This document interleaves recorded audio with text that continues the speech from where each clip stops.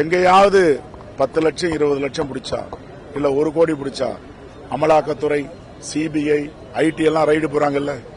இன்னைக்கு 2 நாளா 4 கோடி பிடிச்சிருக்காங்கல்ல. மோடிஜி ஏன் வாய் திறக்க மாட்டேன்றாரு? மோடிஜியுடைய சிசிய அண்ணாமலை ஏன் வாய் திறக்க மாட்டாரு?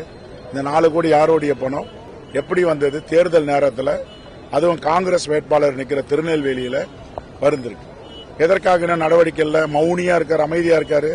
இதுல இருந்து தெரியுதுல்ல மோடி ஆட்சி எப்படிப்பட்ட ஆட்சின்னு. பாஜக பிரமுகர்கள் என்ன சொல்றாங்க, இடி மாதிரி நீங்க எங்க மாநில தேர்தல் அதிகாரிகளை வச்சு இந்த மாதிரி பண்றீங்க அப்படின்னு உள்ள இது ஏங்க, மாநில தேர்தல் ஆணையமே யாருடைய கட்டுப்பாட்டில் இருக்கு? நேஷனல் எலெக்ஷன் கமிஷனுடைய கட்டுப்பாட்டில் இருக்கு. எல்லா மாநிலங்களையும் இருந்து ஒரு ஐஏஎஸ் ஆபீசர் போட்டிருக்காங்க. அண்ணாமலை கொண்டு வந்திருக்காரு கோயம்புத்தூருக்கு ஒரு ஐபிஎஸ் ஆபீசர். யார் அவரு? அவருடைய பேட்ச்மேட். அவருக்கு வேண்டியமானவர் கொண்டு வந்திருக்காரு. மாண்புமிகு முதலமைச்சர் அவருடைய அரசு நடந்தா கூட அவர் ஒரு அதிகாரி இன்னைக்கு டிரான்ஸ்பர் பண்ண முடியாது. அவருடைய அதிகாரி சொன்னா கேட்க மாட்டாங்க. கனிமொழி கருணாநிதி தூத்துக்குடி வேட்பாளரை 7 நாளா செக் பண்ணிட்டு இருக்காங்க. என்னுடைய வண்டியை வரும்போதெல்லாம் செக் பண்றாங்க. அதிமுக அமைச்சர்கள் வண்டியை செக் பண்றாங்க. அப்ப எங்க போலீஸ் எங்களுடைய தேர்தலாலும் எங்களையும் சோதனை போடுறாங்க, பிடிச்சிருக்காங்க. இப்ப ஐடி என்ன பண்ணணும்? அமலாக்கத்துறை என்ன பண்ணணும்? சிபிஐ என்ன பண்ணணும்? ₹1 4 கோடி ஒப்புதல் வாக்கு மூலமா கொடுத்திருக்கிறாங்க. இந்த பணம் யாருடைய பணம்? எங்கிருந்து வந்தது? எந்த விடுதியில்? அந்த விடுதி யாருக்கு உரிமையாளர்? ஏன் அமைதியா இருக்காரு மோடிஜி? உத்தம புத்திரன் தானே, நடவடிக்கை எடுக்க வேண்டியது தானே.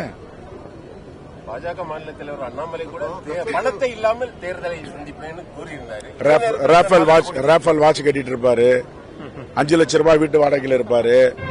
பேக்கேஜ் மீட்டிங் நடத்துவார். ஒரு மீட்டிங் ₹1 கோடி. அவர் பணம் இல்லாம இருக்காரு. நிர்மலா சீதாராமன் அதை விட பணம் இல்லாம இருக்காங்க. டீ எங்கால தான் வாங்கி கொடுக்க போறாங்க இப்ப காங்கிரஸ்காரங்க. தேங்க்யூ. ஏங்க ஐயோக்கே தானங்க இதெல்லாம். உண்மைக்கு தெரியாம பேசுறாங்க, முட்டா பயலுங்க. இந்திரா காந்தி போய் ஒருத்தன் குறை சொல்றான்னா அவன் உண்மையானவனா நேர்மையானவனா இருப்பானா? அதே இந்திரா காந்தியை பிரதமராக இருந்த வாஜ்பாய் துர்கா தேவினார். ஏன் துர்கா தேவினாரு? துர்கா தேவி உன் கட்சி தலைவர், நீங்க தலைவராக ஏற்றுக்கொள்ளப்பட்ட, பிரதமராக ஏற்றுக்கொள்ளப்பட்ட வாஜ்பாய் சொல்றாருன்னா வேணும்னு நீங்க ஒரு தலைவியை விமர்சனம் பண்றீங்கன்னு சொல்றீங்க. இது எப்படி ஏற்றுக்கொள்ள முடியும்? உலக நாட்டு தலைவர் எல்லாம் இரும்பு பெண்மணி. எதுக்காக இரும்பு பெண்மணி? Iron lady.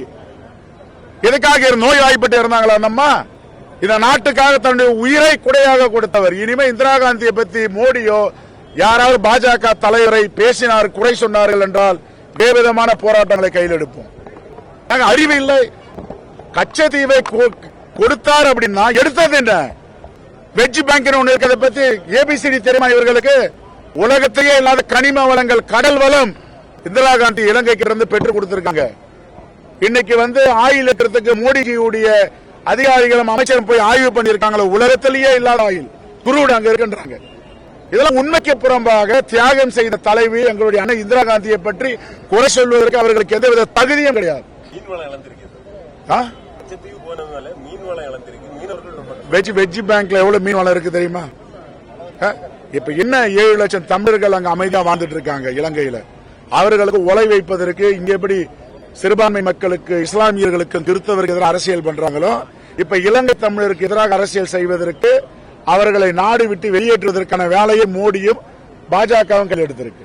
வரலாறு படிக்க சொல்லுங்க. இன்னைக்கு நீங்க கூகுள்ல போய் பார்த்தா தெரியும். பத்திரங்களே வெளியிட்டிருக்கோம் என்ன டாக்குமெண்டேஷன் நடந்திருக்குன்னு. ஒன்றை சிறிய விஷயத்தை சொல்றீங்க, இந்த நாட்டுக்கு வந்த பெரிய விஷயத்தை சொல்ல மாட்டீங்களே.